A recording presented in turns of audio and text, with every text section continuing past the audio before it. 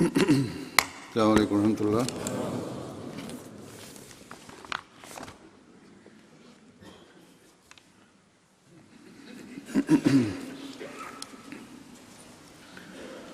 اشہد ان لا الہ الا اللہ وحدہ لا شریک لہ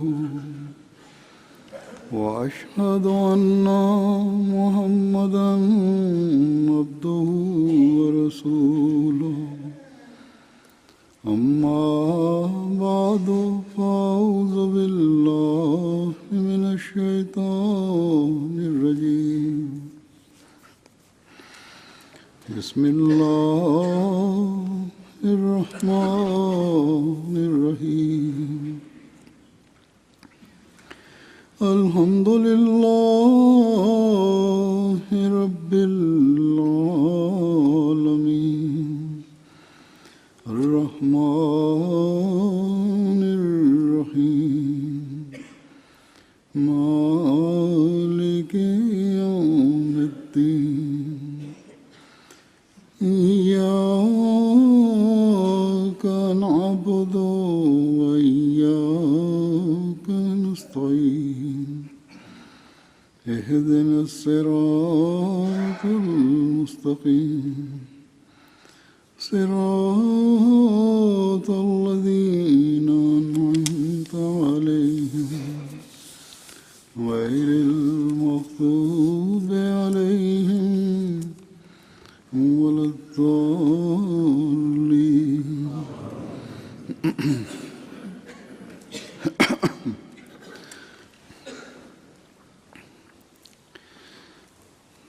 محبت سب کے لیے، نفرت کسی سے نہیں۔ ہم خاص طور پر غیروں کے سامنے یہ نعرہ پیش کرتے ہیں۔ ہم یہ نعرہ لگاتے ہیں اس بات کے جواب میں یا اس غلط فہمی کو دور کرنے کے لیے کہ جماعت احمدیہ مسلمہ یا اس کے افراد دوسروں کے لیے بغض و کینہ رکھتے ہیں۔ یہ جو غلط فہمی ہے اس کو دور کیا جائے، یا اپنے سے بہتر نہیں سمجھتے دوسروں کو، یا غیر مسلموں کی اس غلط فہمی کو دور کرنے کے لیے ہم یہ آواز بلند کرتے ہیں کہ اسلام محبت، پیار، حسن سلوک اور دوسروں کے جذبات کا خیال رکھنے کی تعلیم دیتا ہے۔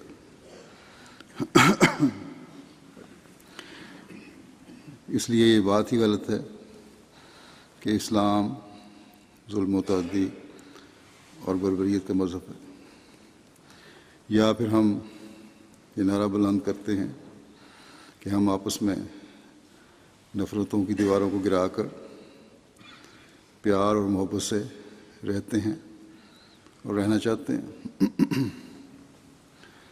بس اگر ہم کسی بھی قسم کی خدمت انسانیت کرتے ہیں، ہم اسلام کی تبلیغ کرتے ہیں، تو یہ بھی اسی وجہ سے ہے کہ ہمیں دنیا کے ہر انسان سے محبت ہے اور ہم ہر ایک کے دل سے نفرتوں کے بیج ختم کر کے محبت اور پیار کے پودے لگانا چاہتے ہیں۔ یہ سب کیوں ہے؟ اس لیے کہ ہمیں ہمارے آقا و مطاع حضرت محمد رسول اللہ صلی اللہ علیہ وسلم نے یہ سکھایا ہے۔ یہ سب اس لیے کہ ہم نے اپنے آقا صلی اللہ علیہ وسلم کو راتوں کو دنیا کی ہمدردی اور محبت میں تڑپتے دیکھا ہے، اور اس حد تک تڑپتے اور بے چین ہوتے اور سجدوں میں روتے دیکھا ہے کہ اس تڑپ کو اللہ تعالیٰ نے قرآن کریم میں بیان فرما کر قیامت تک آنے والے انسانوں کے لیے ان انسانوں کے لیے جو بغض و کینے سے پاک ہوں بطور ثبوت محفوظ فرما لیا، تاکہ آئندہ آنے والے آپ صلی اللہ علیہ وسلم پر اعتراض کرنے سے پہلے اس تڑپ پر غور کریں اور آپ صلی اللہ علیہ وسلم کی طرف منسوب ہونے والے جو مسلمان کہلاتے ہیں اس اسوہ حسنہ پر چلنے کی کوشش کرنے والے بنیں۔ اللہ تعالیٰ نے فرمایا کہ فَلَعَلَّكَ بَاخِعٌ نَفْسَكَ عَلَىٰ آثَارِهِمْ إِن لَّمْ يُؤْمِنُوا بِهَٰذَا الْحَدِيثِ أَسَفًا، بس کیا تو شدت غم کے باعث ان کے پیچھے اپنی جان کو ہلاک کر دے گا اگر وہ اس بات پر ایمان نہ لائیں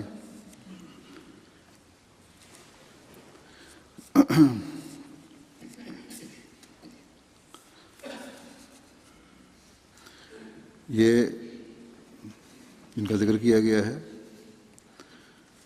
وہ کس بات پر ایمان نہیں لاتے؟ اس بات پر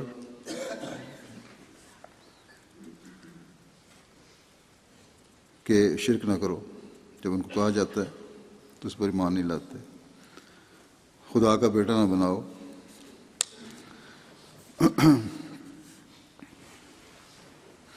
شرک ایک ایسا گناہ ہے کہ خدا تعالیٰ نے فرمایا کہ اسے معاف نہیں کرتا۔ بس یہ ہمدردی اور محبت ہے ہر انسان سے، حتیٰ کہ مشرک کے ساتھ بھی، کہ اسے سیدھے راستے پر لانے کے لیے جہاں عملی کوشش کی جائے وہاں اس کے لیے دعا بھی کی جائے۔ بس اگر احمدیوں کو محبت سب سے کا صحیح ادراک حاصل کرنا ہے تو ہمیں اپنے آقا اور موصل انسانیت سے اس کے طریق سیکھنے، اور یہ ہم تبھی کر سکتے ہیں کہ خود اپنی توحید کے معیاروں کو بھی ماپیں۔ پھر ہم دیکھتے ہیں محبت اور ہمدردی کے جذبات کی ایک اور مثال کہ جب قوم کی طرف سے ظلم و تعدی کی انتہا ہوتی ہے تو تباہی کی دعائیں نہیں بلکہ یہ دعا کہ اے اللہ میری قوم کو ہدایت دے۔ یہ نہیں جانتے کہ جو کچھ میں کہہ رہا ہوں ان کے فائدے کے لیے ہے۔ جب دوسرے قبیلے تنگ کرتے ہیں اور بد دعا کے لیے کہا جاتا ہے تو تب بھی ایک موقع پر آپ نے یہی ہاتھ اٹھائے، لوگ سمجھے کہ بد دعا ہوئی اور قبیلہ تباہ ہوا۔ آپ نے کہا کہ اے اللہ اہل دوست قبیلے کو ہدایت دے۔ بس محبت صرف اپنوں کے لیے نہیں، ہمدردی صرف اپنوں سے ہی نہیں بلکہ دوسروں سے بھی محبت اور ہمدردی کے وہی معیار ہیں۔ صرف اور صرف ایک درد ہے کہ توحید کا قیام ہو جائے تاکہ دنیا تباہی سے بچ جائے۔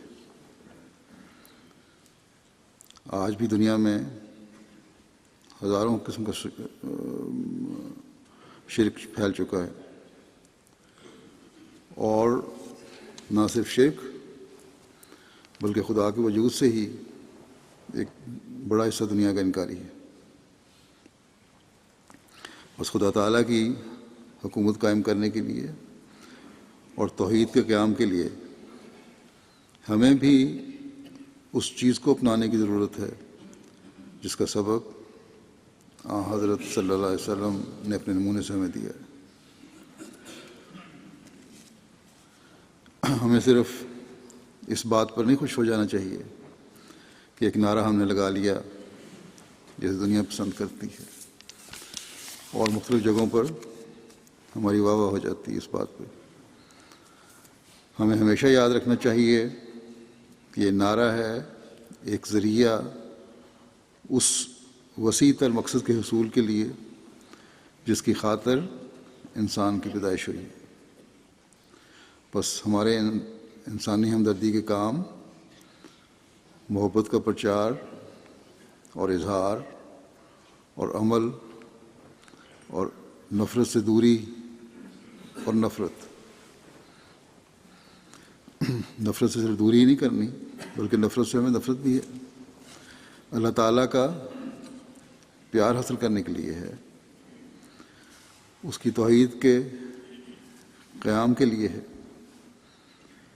اگر ہمیں نفرت ہے تو کسی شخص سے نفرت نہیں بلکہ شیطانی عمل سے نفرت ہے، اور ہونی چاہیے۔ شیطانی عمل کرنے والوں سے بھی ہمیں ہمدردی ہے، اور اس ہمدردی کا تقاضا ہے کہ انہیں اس گن سے ہم باہر لائیں تاکہ انہیں خدا تعالیٰ کے عذاب سے بچائیں۔ دنیا داروں سے ہماری محبت اور ہمدردی دنیا داری کی خاطر نہیں ہے۔ ہم اپنے دلوں سے دنیا داروں کی نفرت ختم کرنے کی کوشش کرتے ہیں تو کچھ حاصل کرنے کے لیے نہیں بلکہ خدا تعالیٰ کی محبت کو حاصل کرنے کے لیے، توحید کے قیام کے لیے، توحید کو اپنے دلوں میں پہلے سے بڑھ کر بسانے اور راسخ کرنے کے لیے۔ بس ہمیں چاہیے کہ دنیا کی نظر میں پسندیدہ بننے کے لیے صرف نعرے نہ لگائیں یا یہ اظہار نہ کریں بلکہ اپنے مقصد کے حصول کے لیے نعرہ لگائیں۔ اس زمانے میں ہم وہ خوش قسمت ہیں جنہیں حضرت مسیح موعود علیہ السلام نے خدا تعالیٰ کی محبت کے حصول کے لیے ہمدردی خلق اور محبت کے اصول اپنانے کے لیے چنا ہے، اور آپ نے ہمیں وہ اصول سکھائے اور تعلیم دی۔ آپ علیہ السلام فرماتے ہیں کہ دین کے دو ہی کامل حصے ہیں، ایک خدا سے محبت کرنا اور ایک بنی نوع سے اس قدر محبت کرنا کہ ان کی مصیبت کو اپنی مصیبت سمجھ لینا اور ان کے لیے دعا کرنا۔ پھر آپ فرماتے ہیں یہ طریق اچھا نہیں کہ صرف مخالفت مذہب کی وجہ سے کسی کو دکھ دیں۔ ایک مجلس میں آپ نے فرمایا کہ میرا تو یہ مذہب ہے کہ دشمن کے ساتھ بھی حد سے زیادہ سختی نہ کرو۔ میں سچ سچ کہتا ہوں کہ تم کسی کو اپنا ذاتی دشمن نہ سمجھو اور اس کینہ تودی کی عادت کو بالکل ترک کرو۔ یہاں پہلے جو فرمایا کہ دشمن کے ساتھ بھی حد سے زیادہ سختی نہ کرو، اس سے یہ خیال آ سکتا ہے کہ جب نفرت کسی سے نہیں تو دشمنی کیسی؟ اس کا جواب بھی فرما دیا کہ ذاتی دشمن نہ سمجھو، جو مذہب کی وجہ سے دشمن ہیں، جو خود دشمنی میں بڑے ہوئے ہیں، تمہارے دل میں دشمنی ہے یا نہیں؟ جو تمہارے سے دشمنی کرنے والے ہیں ان کی اصلاح کی کوشش تو کرو، لیکن ذاتی دشمن بنا کر یا ذاتی دشمنی کا دل میں خیال لا کر پھر کینہ توزی کی عادت نہ ڈالو۔ نفرتوں کو دور کرنے کے بارے میں نصیحت فرماتے ہوئے آپ نے فرمایا نوع انسان پر شفقت اور اس کی ہمدردی کرنا بہت بڑی عبادت ہے، اور اللہ تعالیٰ کی رضا حاصل کرنے کے لیے یہ ایک زبردست ذریعہ ہے۔ فرمایا اللہ تعالیٰ فرماتا ہے کہ بغیر لحاظ مذہب و ملت کے تم لوگوں سے ہمدردی کرو، بھوکوں کو کھلاؤ، غلاموں کو آزاد کرو، قرضہ داروں کے قرض دو، زیر باروں کے بار اٹھاؤ، اور بنی نوع سے سچی ہمدردی کا حق ادا کرو۔ پھر ایک موقع پر فرمایا کہ میں کبھی ایسے لوگوں کی باتیں پسند نہیں کرتا جو ہمدردی کو صرف اپنی قوم تک محدود کرنا چاہتے ہیں۔ میں تمہیں بار بار نصیحت کرتا ہوں کہ تم ہرگز اپنی ہمدردی کے دائرے کو محدود نہ کرو۔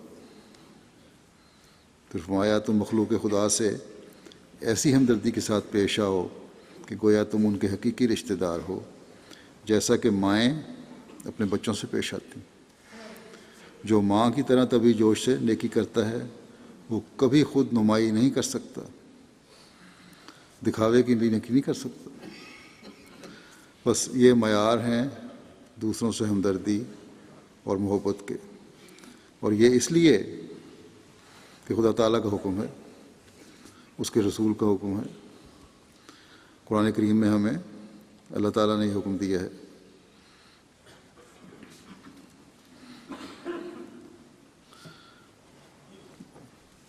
بس یہ کیسی خوبصورت تعلیم ہے ہمدردی خلق کے بارے میں اسلام کی۔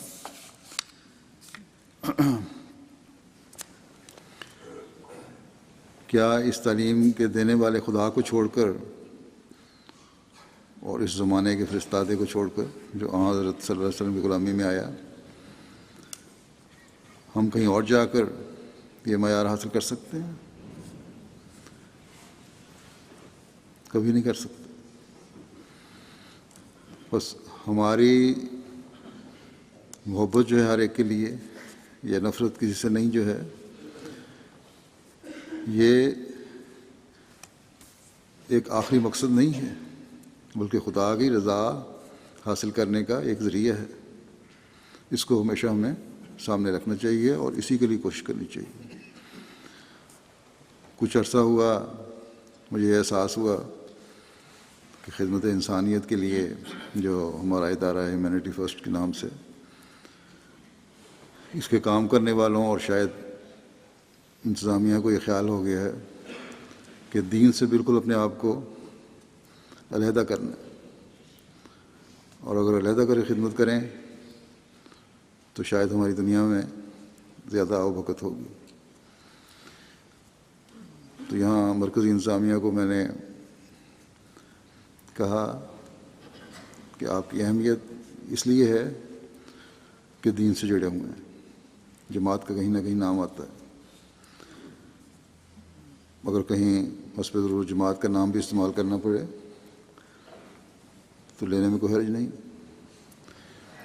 یہ پیش نظر رہے کہ ہم نے خدا تعالیٰ کو خوش کرنے کے لیے خدمت انسانیت کرنی ہے۔ اللہ تعالیٰ کا حکم ہے کہ بندوں کے حقوق ادا کرو، اس لیے ہم نے خدمت انسانیت کرنی ہے۔ اور اللہ تعالیٰ کو خوش کرنے کے لیے اللہ تعالیٰ سے تعلق اور اپنی عبادتوں کی حفاظت کی بھی ضرورت ہے۔ بغیر اس کے خدمت انسانیت کا بھی کوئی فائدہ نہیں۔ انہیں تو یہ بات سمجھ آ گئی، لیکن باقی ممالک میں جو ہیومینٹی فرسٹ کی شاخیں ہیں، ان کے کارکنوں اور انتظامیہ کو، جن میں تقریباً سارے احمدی ہی ہیں اللہ ماشاء اللہ، یہ بتانا چاہتا ہوں کہ آپ کے کام میں برکت اسی وقت پڑے گی جب خدا تعالیٰ سے تعلق کو مضبوط کریں گے اور اپنے کام کو اللہ تعالیٰ کے فضل کو حاصل کرنے والا بنانے کی کوشش کریں گے، اور اپنے کاموں کو دعاؤں سے شروع کریں گے۔ اس کے بغیر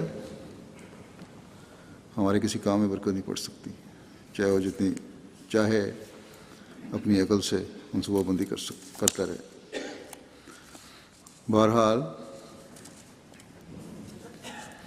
آج میں نے اسی ضمن میں یہ بات، کیونکہ میں سوچ رہا تھا کبھی ذکر کروں گا، تو کی ہے کیونکہ ضمناً چاہے کہہ لیں یا اس تعلق میں کہہ لیں، بہرحال اس کا ذکر بیان کرنا میں سمجھتا ضروری ہے، ذکر کرنا ضروری ہے۔ اب میں محبت سب کے لیے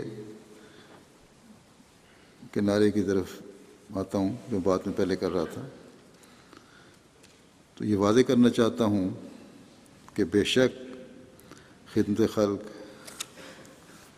اور ہمدردی خلق اور محبت پھیلانے اور دشمنیاں ختم کرنے کی نیکی ایک بہت بڑی نیکی، لیکن صرف یہی نہیں سمجھنا چاہیے کہ یہ نعرہ ہماری زندگی کا مقصد ہے۔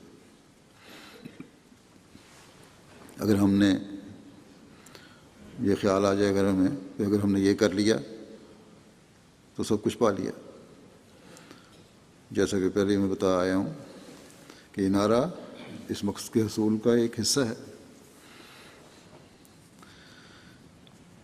اس منزل کی طرف بڑھنے کا ایک قدم ہے جس کو حاصل کرنے کے لیے حضرت صلی اللہ علیہ وسلم مبعوث ہوئے تھے، اور آپ کی غلامی میں اس زمانے میں اس کے حصول کے لیے حضرت مسیح موعود علیہ الصلوۃ والسلام کو اللہ تعالیٰ نے بھیجا، اور وہ مقصد ہے خدا تعالیٰ کی وحدانیت کا صحیح ادراک پیدا کرنا،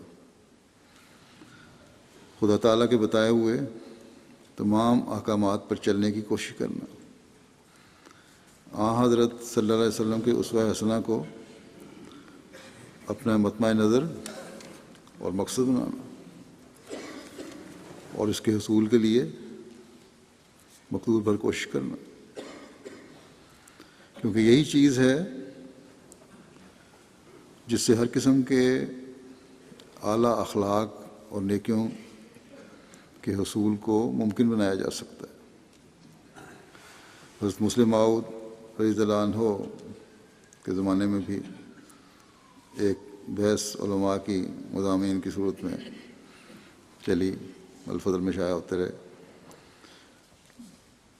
یا بعض بزرگوں نے اس بارے میں اپنا اپنا نقطہ پیش کیا کہ جماعت کا موٹو یا مطمع نظر کیا ہونا چاہیے۔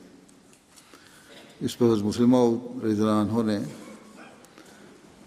جماعت کو جو موٹو دیا یا جس طرف توجہ دلائی وہ ایسا ہے جس سے دین بھی مضبوط ہوتا ہے، ایمان بھی مضبوط ہوتا ہے، حقوق اللہ کی ادائیگی بھی ہوتی ہے، اور حقوق العباد کی ادائیگی بھی ہوتی ہے۔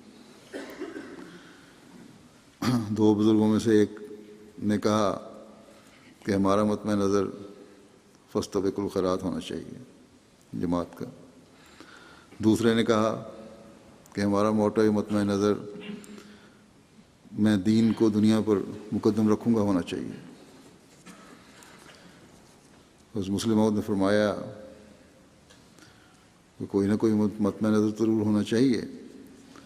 دنیا میں جتنی تنظیمیں ہیں اور انجمنیں ہیں جب قائم ہوتی ہیں تو اپنا اپنا کوئی نہ کوئی مطمع نظر رکھتی ہیں،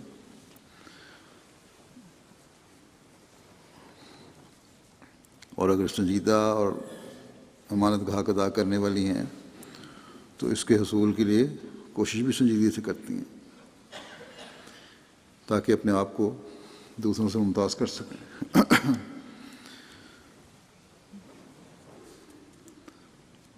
دنیا میں اخلاقی ترقی کو بھی مطمع نظر بنانے کا نعرہ لگایا جاتا ہے، تعلیمی ترقی کو بھی مطمع نظر بنانے کا نعرہ لگایا جاتا ہے۔ اگر کسی جگہ عوام کے یا کسی کے حقوق غصب ہو رہے ہیں تو سیاسی تنظیمیں آزادی کو اپنا موٹو بنا لیتی ہیں، اس کے لیے کوشش کرتی ہیں اور نعرے لگاتی ہیں۔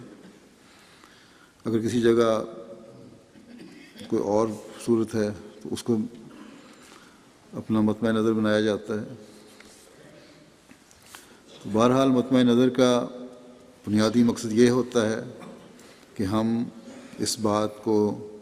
نے اس بات کو دنیا میں قائم کرنا ہے اور اپنی جماعت کے سامنے بھی ہر وقت اسے موجود رکھنا ہے، دنیا میں بھی قائم کرنا ہے اور اپنے سامنے بھی موجود رکھنا ہے۔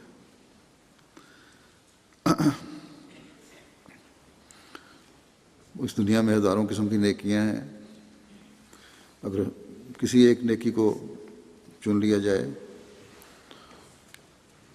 تو ظاہر یہ ایک اچھی بات ہے، ایک مطمئن نظر ہے، لیکن اس کا مطلب یہ نہیں ہوتا کہ باقی قسم کی نیکیوں کی ضرورت نہیں رہتی، بلکہ ضرورت اور سہولت کو سامنے رکھتے ہوئے ان نیکیوں میں سے کسی ایک نیکی کو مطمئن نظر بنایا جاتا ہے۔ بہرحال کوئی بھی اچھا موٹو کوئی اپنے لیے مقرر کرے وہ اس کے لیے نیکی ہے۔ آپ نے یہ وضاحت فرمائی کہ بعض موٹو ایسے ہوتے ہیں جن کا آپس میں اشتراک ہوتا ہے، مثلا یہ کہ خدا کی اطاعت کرو، اور یہ موٹو کہ نیکیوں میں ترقی کرو، یہ آپس میں لازم و ملزوم ہے، کیونکہ خدا کی اطاعت کے بغیر نیکیوں کا حصول ناممکن ہے، اور اسی طرح جو نیک نہیں وہ خدا کا مطیع نہیں ہو سکتا۔ اس طرح یہ موٹو کہ میں دین کو دنیا پر مقدم رکھوں گا، اور یہ کہ میں نیکیوں میں سبقت لے جانے کی کوشش کروں گا، دونوں آپس میں مشابہ ہیں، دونوں ایک دوسرے کے اندر آ جاتے ہیں۔ بس ساری نیکیاں ہی اچھی ہیں اور ہمیں انہیں اپنانے کی کوشش کرنی چاہیے، لیکن جب موٹو کے بارے میں سوال اٹھے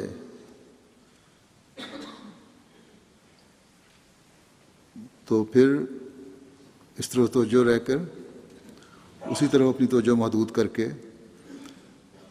بعض لوگ بالکل ہی محدود کر دیتے ہیں اپنی نیکیوں کو، یا اسی کو سب کچھ سمجھنے لگ جاتے ہیں۔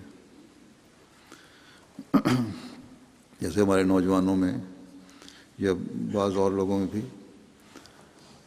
صرف اپنی دینی حالت کو تو بھول گئے ہیں، لیکن دنیا دکھاوے کے لیے، محبت سب کے لیے، نفرت کسی سے نہیں کا نعرہ بہت زیادہ لگانے لگے۔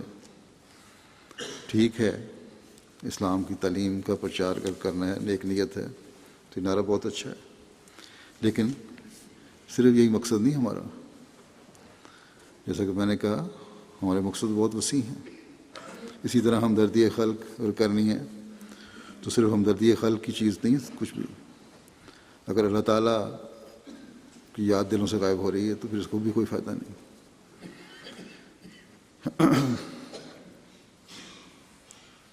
مسلم موعود نے لکھا ہے کہ میں نے جب یہ مضمون پڑھے تو مجھے قصہ یاد آ گیا ایک یہودی کا، کہ جب اس نے حضرت عمر رضی اللہ عنہ سے باتیں کرتے ہوئے دوران گفتگو کہا کہ ہمیں آپ لوگوں سے، یعنی مسلمانوں سے بہت زیادہ حسد ہوتی ہے۔ حضرت عمر نے پوچھا کہ حسد کی کیا وجہ ہے، کس لیے ہوتی ہے؟ یہودی کہنے لگا اس بات کا حسد ہے کہ اسلام میں ایک خاص خوبی ہے کہ دنیا کی کوئی بات ایسی نہیں جو اسلام کے احکامات میں موجود نہ ہو، قرآن کریم میں موجود نہ ہو۔ ذاتی نوعیت سے لے کر بین الاقوامی نوعیت تک تمام احکام اور مسائل اور ان کا حل اس میں موجود ہے۔ یہ چیز ایسی ہے جو ہمیں حسد پیدا کرتی ہے۔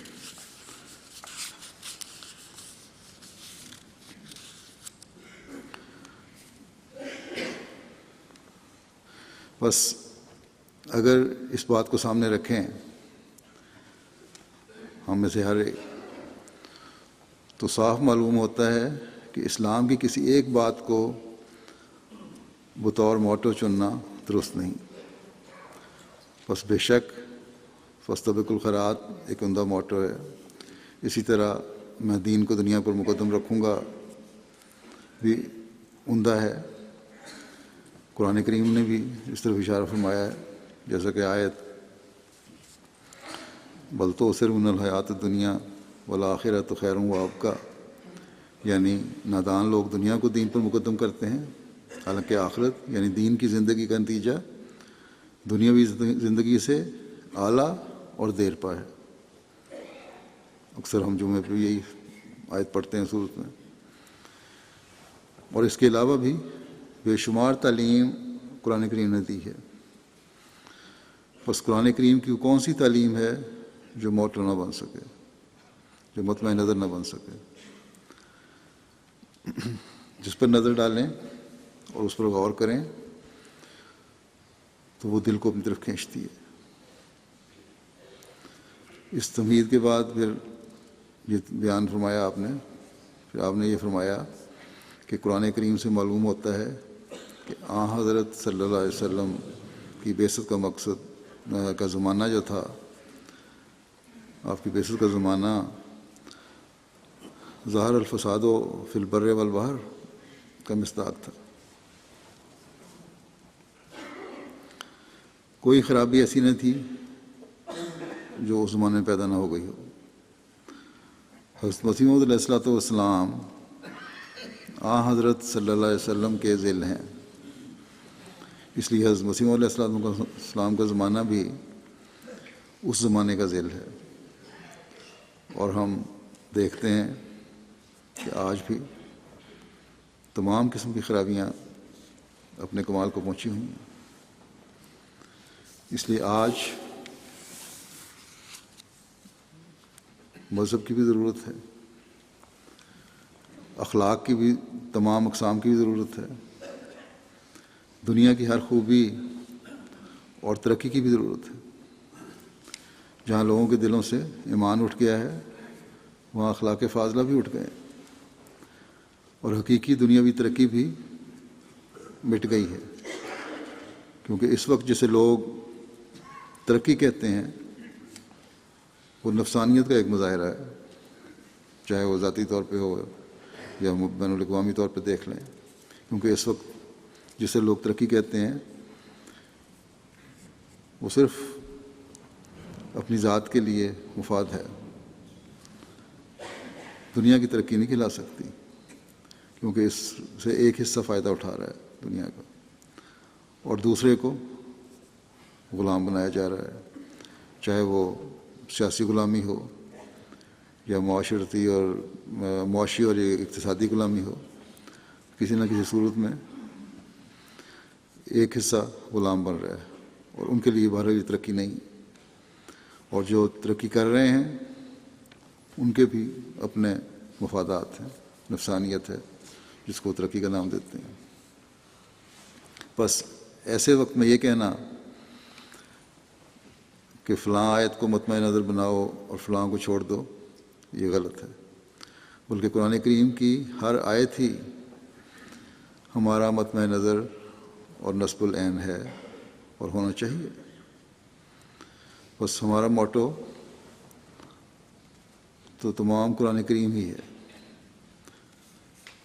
لیکن اگر کسی مختصر موٹو کی ضرورت ہے، مسلم موعود نے فرمایا، تو وہ بھی اللہ تعالیٰ نے حضرت صلی اللہ علیہ وسلم کے ذریعے سے مقرر کر دیا، اور وہ ہے لا الہ الا اللہ محمد رسول اللہ۔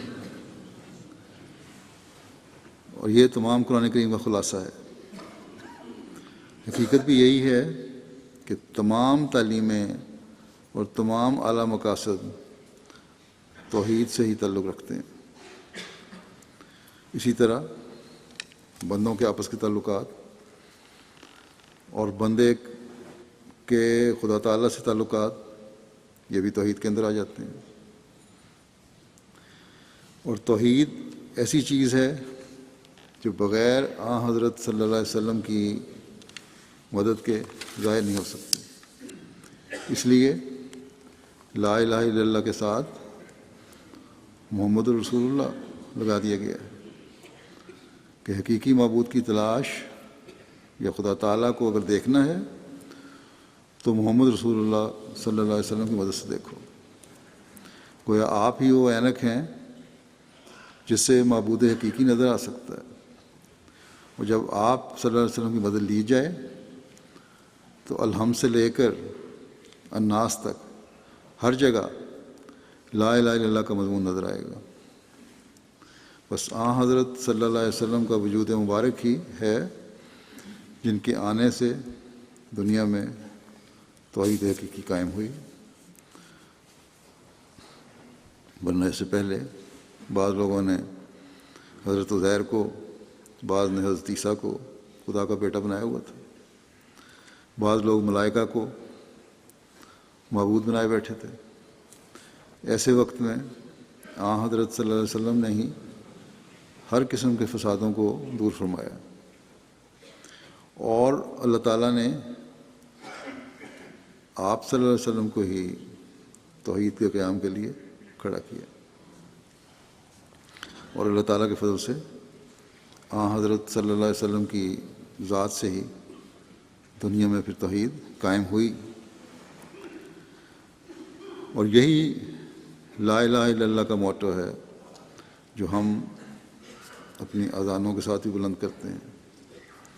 جب کوئی کسی شخص کو اسلام میں لایا جاتا ہے تو اسے بھی لا الہ الا اللہ کہلوایا جاتا ہے، کیونکہ حقیقی اسلام اسی کا نام۔ اگر کسی میں دینی کمزوری پیدا ہوتی ہے تو اس کی بھی یہی وجہ ہے کہ لا الہ الا اللہ اس کے سامنے سے ہٹ گیا ہوتا ہے، ورنہ اگر لا الہ الا اللہ ہر وقت سامنے ہو تو انسان دینی کمزوریوں سے محفوظ رہے۔ صرف منہ سے لا الہ الا اللہ کہنا مقصد نہیں ہے، جیسے لوگ دہراتے رہتے ہیں اکثر، جھوٹ بھی بولیں گے تو لا الہ الا اللہ کہہ کر جھوٹ بول دیں گے، بلکہ لا الہ الا اللہ کہا ہے تو پھر خدا تعالیٰ کی عظمت اور جبروت اور اس کا خوف اور اس کی تمام صفات سامنے آ جاتی ہیں۔ اور جیسا کہ بیان ہو چکا ہے، لا الہ الا اللہ کی حقیقت حضرت صلی اللہ علیہ وسلم کے ذریعے سے ہی واضح ہوتی ہے۔ بس جب تک انسان حضرت صلی اللہ علیہ وسلم میں محو نہ ہو جائے، توحید کو کامل نہیں سمجھ سکتا، یا توحید کامل کو نہیں سمجھ سکتا، اور اللہ تعالیٰ اور نہ اس کے تفصیلی جلوہ یعنی قرآن کریم کو سمجھ سکتا ہے۔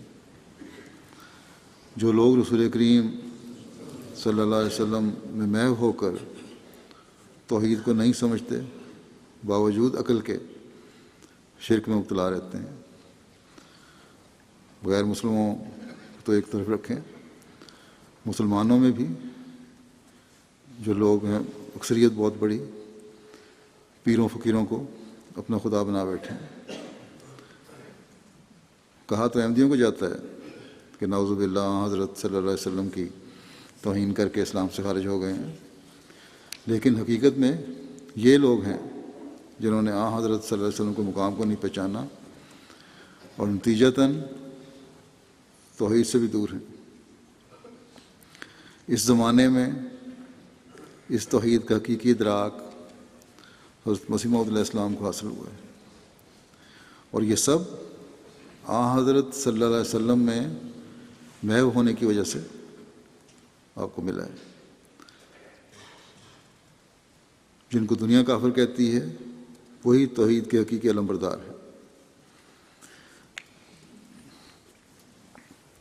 آپ حضرت صلی اللہ علیہ وسلم میں محو ہوئے تو آپ کو نظر آ گیا کہ حضرت عیسیٰ علیہ السلام وفات پا گئے ہیں، اور ان کو زندہ ماننا شرک ہے۔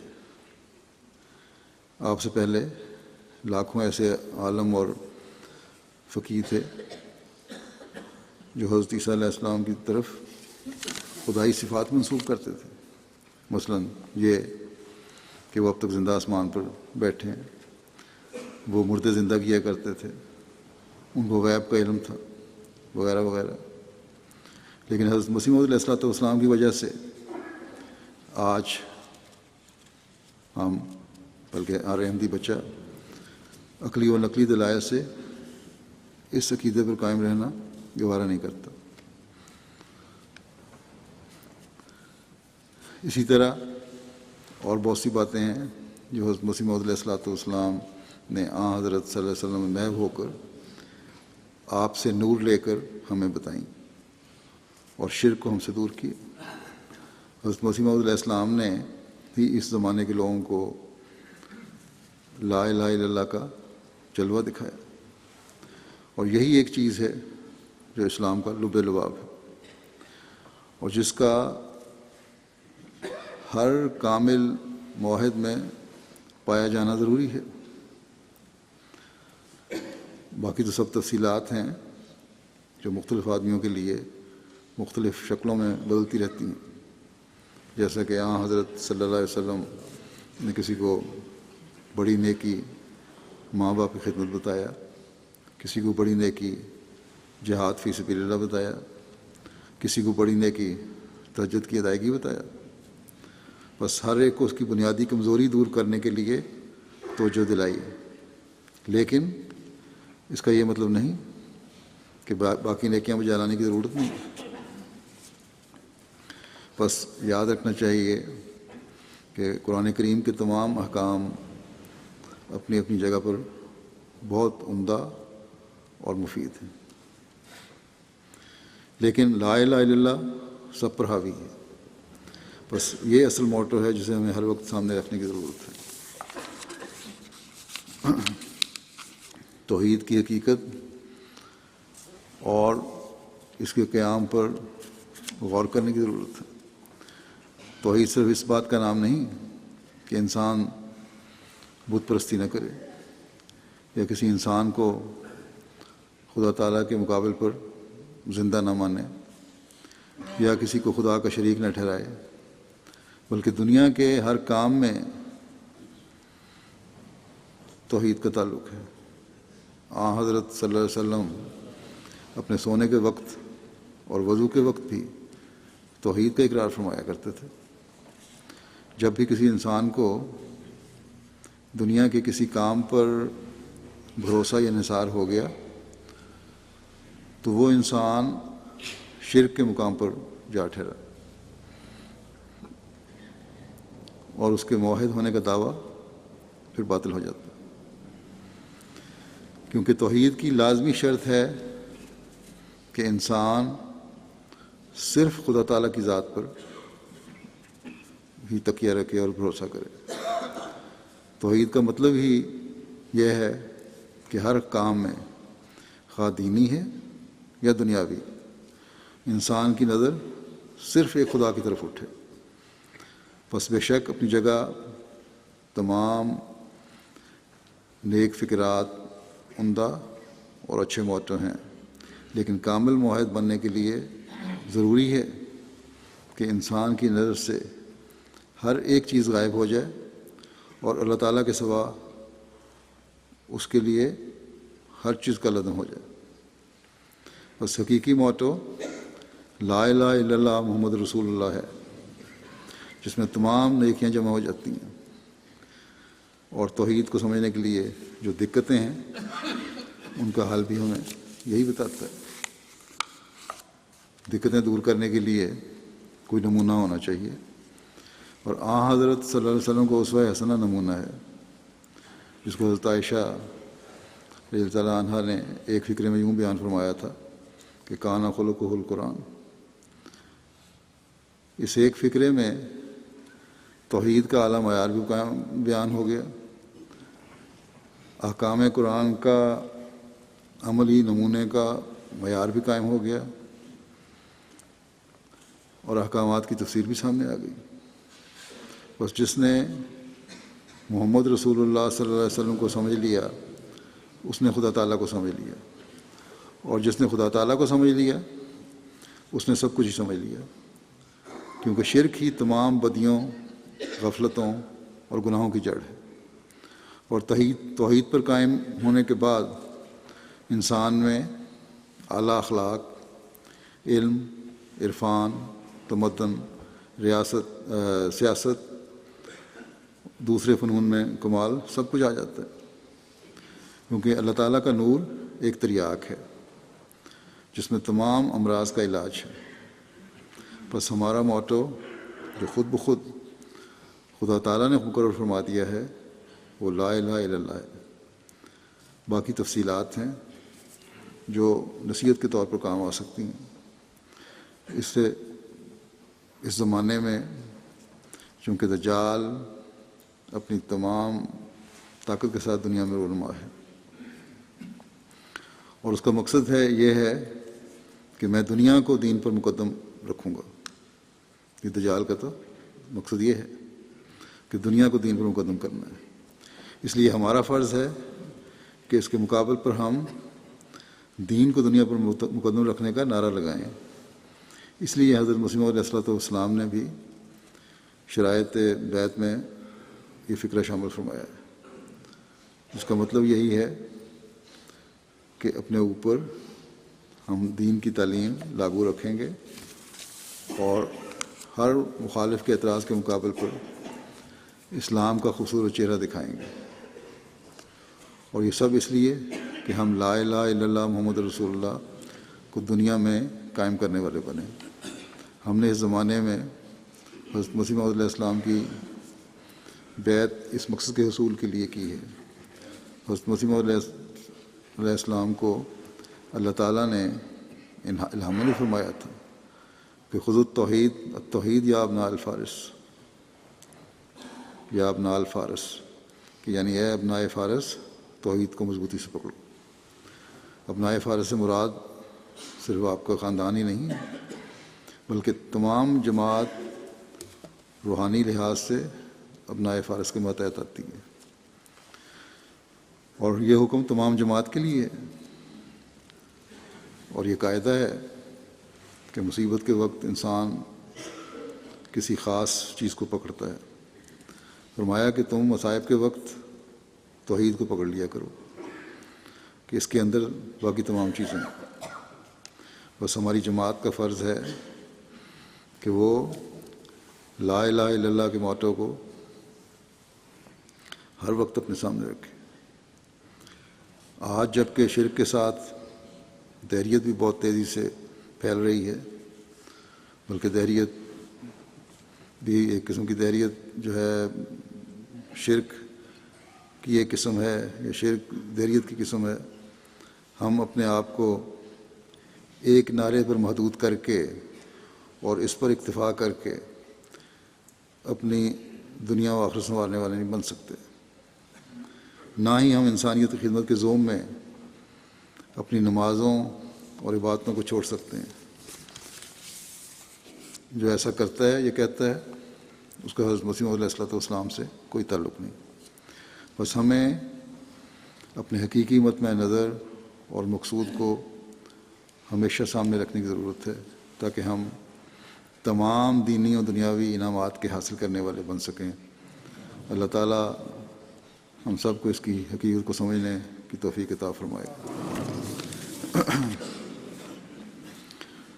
نماز جمعہ کے بعد میں ایک جنازہ بھی پڑھاؤں گا۔ آ گیا جنازہ جو مکرم صدیق اکبر رحمان صاحب کا ہے۔ فیض الرحمان صاحب مرحوم کے بیٹے تھے، والتم فارس جو کے میں رہتے تھے۔ 7 مئی کو کینسر کی بیماری کی وجہ سے 40 سال کی عمر ان کی وفات ہوئی ہے۔ انا للہ و انا الیہ راجعون۔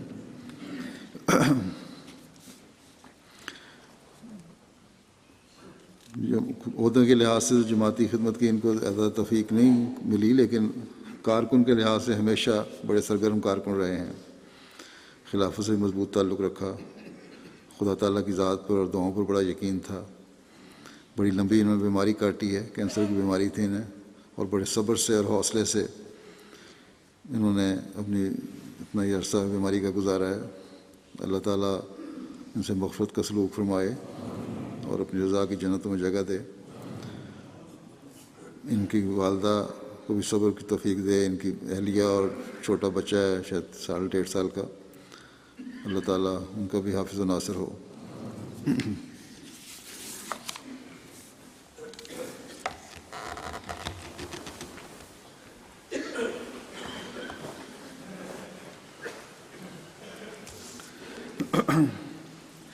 الحمد لله نحمده ونستعينه ونستغفره ونؤمن به ونتوكل عليه ونعوذ بالله من شرور أنفسنا ومن سيئات أعمالنا من يهده الله فلا مضل له ومن يضلله فلا هادي له